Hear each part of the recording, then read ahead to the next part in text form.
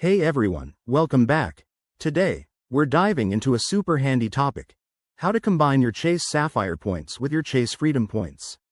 If you're a Chase card holder, you know that points can add up quickly, but managing them across different cards can get confusing. Don't worry. I'm here to break it down step by step so you can maximize your rewards effortlessly. First off, let's quickly recap what we're dealing with. Chase Sapphire cards, like the Sapphire Preferred or Reserve, earn points through the Ultimate Rewards program, which is incredibly flexible. On the other hand, Chase Freedom cards earn cash back that also funnels into Ultimate Rewards. The magic happens when you combine these points, allowing you to pool everything into one account for bigger redemptions, like travel or gift cards.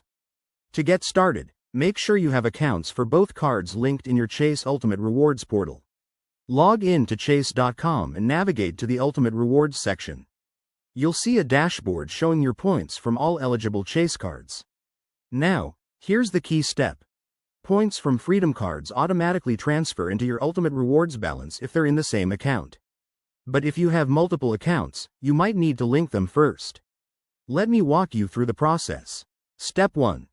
Log into your Chase account and go to the Ultimate Rewards tab. Step 2. Check your points summary to see how many you have from each card. Step 3. If your Freedom points aren't showing up, ensure your cards are under the same login. Chase makes this easy by allowing you to merge or transfer points within the system. Just select the points you want to combine and hit Transfer or Pool. It's that straightforward. One thing to watch out for: not all Chase cards qualify for point pooling, so double-check your card's terms.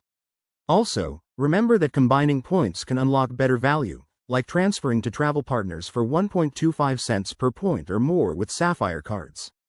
Pretty awesome, right? In just a few minutes, you've optimized your rewards game. If you found this helpful, give it a thumbs up, subscribe for more finance tips, and drop a comment below if you have questions. Thanks for watching, and I'll see you in the next video.